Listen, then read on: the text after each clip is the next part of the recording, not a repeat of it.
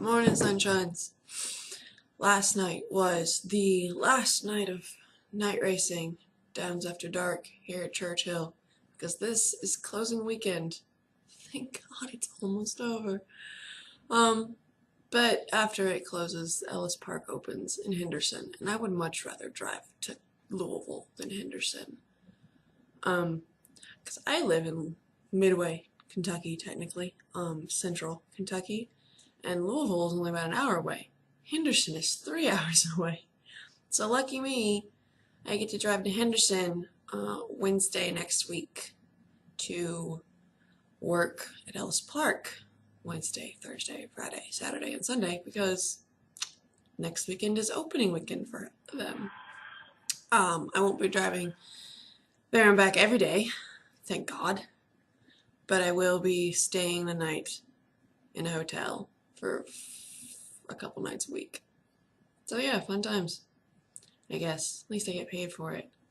But I'm exhausted today. I got home at midnight last night. Forgot to set my alarm.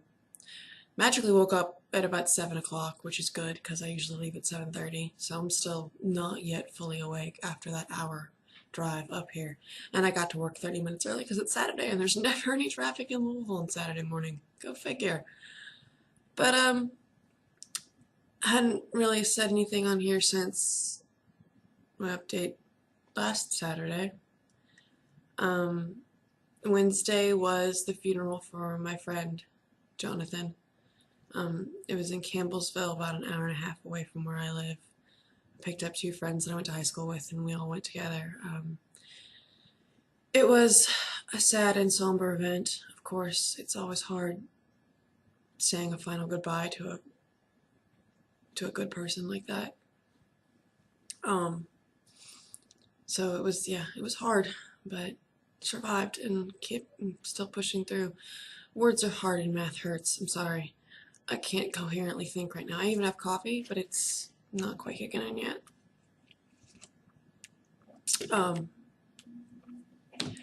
I did get some pretty good news on Thursday when I got to work. Oddly, I get all my news when I'm at work and on Facebook. I don't understand it. But someone let me know that the Air Force officially upped their age limit from 27 to 39. So now instead of having less than 6 months to get my shit together, I now have 13 years and 6 months to get my shit together. Not that I'm like putting it off for years and years and years, but now I don't have to do 80 miles an hour in a 55 mile an hour zone. I am going to take my time a little bit and build up, not only fix my finances, but build up a nice little love nest of financial shit, because it's important.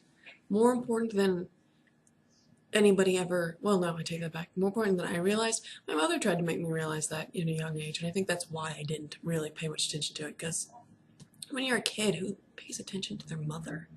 I was talking to my friend who's stationed in Bragg. He's visiting this weekend. We were talking about it, and his parents never really pushed the whole financial stability thing, and he's probably the most financial stable person around my age that I know.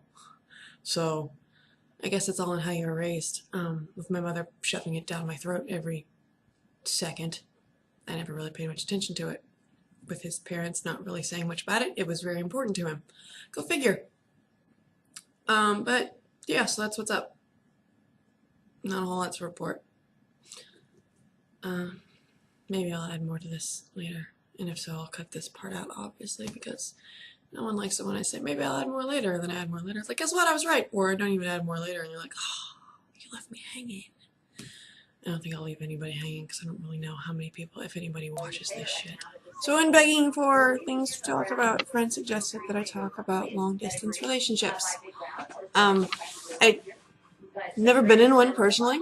But I do have some opinions on them, I guess. Like, I think they're completely possible, and so long as the proper amount of effort is put in by both parties, because it is completely a two-way street, then, things will work out fine.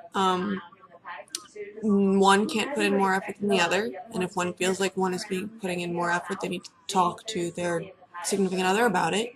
Be like, look, I kind of feel like I want this more than you do. Is that how it is? Because you don't need to waste your time. Like, I get in relationships in general, you don't need to waste your time, because the sad fact of a relationship is that you're either going to marry the person or you're going to break up.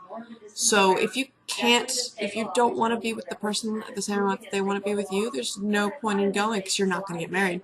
So just break up. But I feel that way with a lot of things, like even friendships. I'll put in effort to be a friend so long as you reciprocate and put an effort to be in mine. But the second that I feel like I'm trying to hang out with you more than you're trying to hang out with me, no, I'm done. I don't play that game. So when it comes to long distance relationships, so long as both parties are equally involved, I think they work. My sister's kind of having a long distance relationship right now in the fact that her boyfriend is a Marine stationed in Southern California and she lives in Massachusetts, and right now he is currently deployed to Afghanistan. So another one. Like, military couples go through it a lot, the whole long distance thing. So all the boyfriends I've ever had were local, and I've talked to people who are out of state or whatnot, but I've never officially dated anybody. Like, the closest I've come to is I'm talking to a guy right now who's stationed in Fort Knox. That's an hour and a half away from where I live. It's technically still long distance, but I get to see him every once in a while. Just not as often as I would if he lived, nearby. Closer? He lived closer. So there's that. I don't know. It is hard because that's just how the face facts. Humans are social beings, so if they're not around the person that, they're, it's just, I don't know. I'm also one of those weird people who I can go for a good chunk of time without seeing the person I'm seeing or dating or whatever and be okay about it. Like, yeah, it sucks. I miss him. Whatever. Like, yes, I'm not dating Drew. He's the one stationed in Fort Knox. I'm not dating him, but we're talking, whatever. We like each other. It's cool. So I'm not dating him, but I miss him. I haven't seen him in over a week, and I miss, hanging out with him. Miss hugs. Well, he's a nice hugger. But I mean, I talk to him every day. So it's just something you have to put forth the effort to communicate and to see each other when you can. And yeah, that's really all it takes. She suggested some other things, so I'm going to look and see what she said, because there were other topics that she had. I'm really bad about this stuff. Let's see. She suggested, oh my god. Are they a good idea? Can they possibly ever work? Does the relationship have more potential to last if you start out living near each other? Work military relationships into it. So, are they a good idea? That's really dependent on the person. I know people who should not try them at all because they're just clingy and needy and they have to have the person physically there. But then there are people who, like myself, I like having my boyfriend there, but I'm okay if he's not, and I only get to see him when I can. That makes the time spent together more valuable, and I feel like it just makes time spent together better. Does the relationship have more potential to last if you start out living near each other? Define near. Like, in the case of Drew and I, he is an hour and a half away right now. That's not near, because it takes me a half tank of gas to get there and back. But if things were to progress further, just with the way that they're going now, I feel like it would be successful. Especially when I get into the Air Force, that'll be extra fun. And he knows I'm going, and he's okay with it, so as long as he knows it's fun, whatever. But the potential that I'm going to be going to Lackland for 8 weeks, and then tech school in God knows where for God knows how long, so it just depends on the job, and then getting stationed God knows where. The closest I can be stationed to Fort Knox right now is Wright-Patterson in Ohio and Arnold in Tennessee, and those are both 3.5 hours away from Fort Knox. So it would be it'd be something to work on. But I don't necessarily think that living close makes the potential easier. Again, it's all in who's trying, because it all depends on how much effort is put forth and the chemistry between the two of you. Like, if I were to try and have a long distance relationship with somebody I barely knew, probably not going to last that long, because I'm the kind of person who I get to know somebody through interactions, which is, I think, part of the reason I like visiting Drew as much as I'm still getting to know Drew. Every time I hang out with him, I learn something new, and I like that. Eventually, maybe one day there'll come a point where I don't learn anything new, but I feel like there would be. Either way, I don't necessarily think that it matters if you live near each other. Your interactions matter, and how well you know the person. Obviously, I know there are some people who start dating and they do the whole getting to know you process while they're dating. That, I don't believe in doing that. Get to know the person. Figure out if you want to date, and then date, and see where it goes from there. Because if you just start dating based on a physical attraction, and you realize 2 days into it, holy fuck, I can't stand this person. There really was no point in trying, like, putting titles on it. So get to know the person and then start dating them, and go from there. So really, yeah. And it's been 7 minutes of this. Hopefully somebody else comes up with something else to talk about, because I have started my 2.5 hour break for the day. And when I say break, I just mean that there is a 2.5 hour window where the races are not claiming races, and I don't care about any races that aren't claiming races, because I don't bet.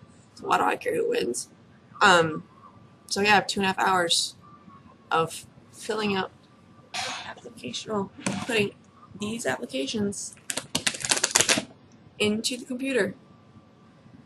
These are all people that worked at the Derby. They worked Derby Day, Oaks Day. Some of them worked the Thursday before. Some of them only worked Oaks. Some of them only worked Derby.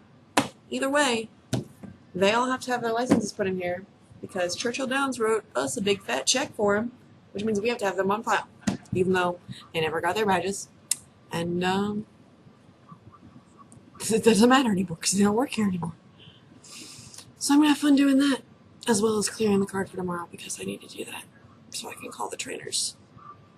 I hope nobody needs to be called, because it's already, tomorrow's the last race of the meet. If I have to call you to get your license on the last day of the meet, there is something seriously wrong.